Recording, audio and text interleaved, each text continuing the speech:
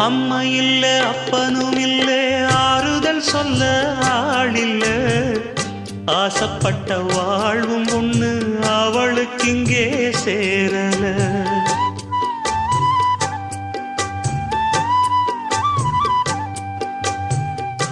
ஆளான நாளிலிருந்து ஆசையும் வச்சா மாறல